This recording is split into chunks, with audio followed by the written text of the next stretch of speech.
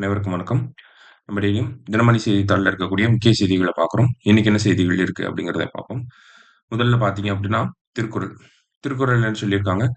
"நன்றற்று உள்ளம் தவறுண்டு அவரவர் பண்பறிந்து ஆற்றாக்கடை" அப்படின்னு சொல்லியிருக்காங்க. அதாவது அவரவருடைய இயல்புகளை அறிந்து அவரவர்க்கு பொருந்துமாறு செய்யாவிட்டால் நன்மை செய்வதிலும் தவறு உண்டாகும் அப்படின்னு சொல்றாரு. ஸோ நமக்கு என்ன தெரியும், நமக்கு என்ன வரும் அப்படிங்கிறத உணர்ந்து அதுக்கேத்த மாரியான செயல்கள செய்யணும். இல்லன்னா நமக்கு வராத செயல்கள செய்யறனால நமக்கு துன்பம் தான் வரும் அப்படிங்கிறத சொல்றார். திருக்குறள் எண் 469 அதிகாரம் தெரிந்து செயல்வகை. அடுத்ததா இங்க பார்த்தீங்கன்னா, சிலம்பாட்டம் எனும் வீர விளையாட்டு அப்படின்னு சொல்லி சிலம்பாட்டத்த பத்தின ஒரு சிறப்பு கட்டுரை அப்படிங்கிறது வெளிய வந்திருக்கு. சரிங்களா? ஸோ இதுல நமக்கு தேர்வு அடிப்படையில என்ன தேவையோ அத மட்டும் தெரிஞ்சுக்கிறோம்.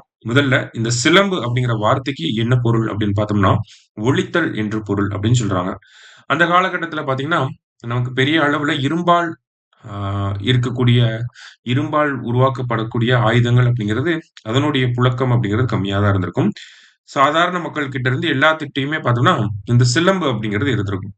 ஒரு சிலம்ப இன்னொரு சிலம்போட நம்ம அடிக்கிறப்ப ஒலி எழும் இல்லையா?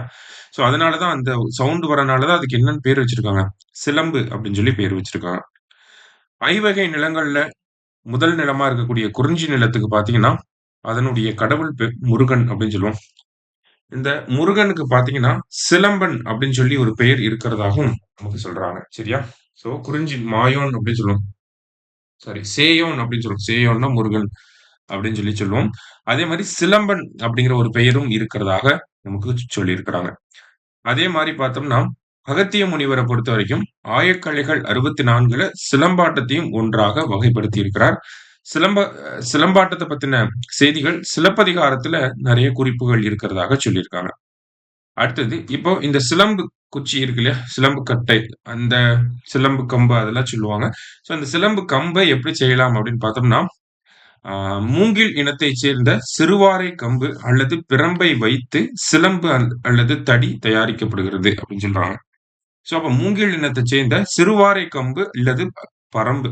இத பேஸ் பண்ணி தான் என்ன பண்றாங்க? நமக்கு சிலம்பு கம்பு அப்படிங்கிறது ரெடி பண்றாங்க. சரியா? அடுத்தது அந்த சிலம்பாட்ட குச்சிய வந்து பார்த்திருப்பீங்க. அந்த கம்ப வந்து பார்த்திருப்பீங்க. அதனுடைய உயரம் எப்படி இருக்கணும் அப்படின்னு பார்த்தோம்னா, நிலத்திலிருந்து அத கையாளக்கூடியவருடைய நெத்தியினுடைய புருவம் வரைக்கும் அந்த சிலம்போட ஹைட் இருக்கணும் அப்படிங்கிறத சொல்றாங்க. அதான் சிலம்பாட்டத்துக்கான தடியின் உயரம் நிலத்தில் இருந்து ஒரு நபரின் நெற்றி புருவம் வரை இருக்க வேண்டும் அப்படின்னு சொல்லியிருக்காங்க. ஓகேவா? நிலத்திலிருந்து நம்மளோட நெத்தி புருவம் வரைக்கும் இருக்கணும். அதனுடைய ஹைட் அப்படிங்கிறது. சரியா? ஸோ அது ஒரு முக்கியமான செய்தியா குடுத்திருந்தாங்க. ஸோ இதனால என்ன நன்மைகள்லாம் ஏற்படுது சிலம்பம்னால அப்படின்னு பார்த்தோம்னா, சிலம்பம் சுற்றுவது நரம்பு மண்டலத்துக்கு மிகவும் நல்லது. நர்வஸ் சிஸ்டத்துக்கு பெனிஃபிட்டா இருக்குன்னு சொல்றாங்க. அதே மாரி பார்த்தோம்னா, இந்த சிலம்பாட்டம் ஆடுபவர்களுக்கு சுவாச பிரச்சனைகள்லாம் வராது அப்படிங்கிறத சொல்லியிருக்காங்க. உடல் எடையை குறைப்பதற்கு வந்து இது ஹெல்ப்ஃபுல்லா இருக்கும் அப்படிங்கிறத சொல்லியிருக்காங்க. உடல வந்து கட்டுக்கோப்பா வச்சுக்கிறதுக்கு, ஃபிட்டா வச்சுக்கிறதுக்கு வந்து ஹெல்ப்ஃபுல்லா இருக்கும் அப்படிங்கிறதையும் நமக்கு சொல்லியிருக்காங்க. சரியா? அடுத்தது என்ன ஒரு பின்னணியில பார்க்கிறோம். எதற்காக இப்ப சிலம்பாட்டத்த பத்தி பார்க்கிறோம் அப்படின்னா, சமீபத்தில ஆதிச்சநல்லூர் அகழ்வாராய்ச்சியில பார்த்தீங்கன்னா, 5000 ஆண்டுகளுக்கு முற்பட்ட ஒரு 32 வகையான சிலம்பு ஆயுதங்கள வந்து கிடைச்சிருக்கு. சரிங்களா? 5000 ஆண்டுகளுக்கு முற்பட்ட 32 வகையான சிலம்பு ஆயுதங்கள் எங்க கிடைச்சிருக்குன்னு கூட கேட்கலாம். ஆதிச்சநல்லூர்ல தான் கிடைச்சிருக்கு. ஓகேங்களா? அதே மாரி எகிப்திய நாட்டு போர் வீரர்கள் இருப்பாங்க இல்லையா? ஸோ அவங்களுமே பார்த்தோம்னா, இந்த சிலம்பு மாதிரி ஒரு 4 அடி நீள கம்ப வந்து பயன்படுத்தி இருப்பாங்க. ஸோ அதெல்லாம் பார்த்தீங்கன்னா, பிரிட்டனோட அருங்காட்சியகத்துல வந்து இருக்கு. அப்ப இதன் மூலம் என்ன தெரிய வருது? ஸோ ஆல்ரெடி பிரிட்டனோட அருங்காட்சியகத்துல இந்த எகிப்து நாட்டு போர் வீரர்கள் பயன்படுத்தின அந்த 4 அடி கம்புகள் இருக்க தான் செய்யுது. ஸோ அதே ஒரு ஏறக்குறைய அதே காலகட்டத்தைச் சேர்ந்த அ அந்த சிலம்பு குச்சிகள் இப்ப தமிழ்நாட்டுல ஆதிச்சநல்லூர்ல கிடைக்கப் பெற்றிருக்கு. அப்ப இவங்க 2 பேத்துக்கும் கலாச்சார பரிமாற்றம் ஏதாவது இருந்திருக்கா? அப்படிங்கிறத ஆராய போறாங்க அடுத்து. சரிங்களா? ஸோ அந்த ஒரு பின்னணியில தான் இந்த செய்திய பார்க்கிறோம். சிலம்பம்னா என்ன? ஏது? அப்படிங்கிறத நம்ம பார்த்திருக்கோம். மீண்டும் நாளை செய்தித்தாள் வாசிப்பில் சந்திக்கலாம். நன்றி.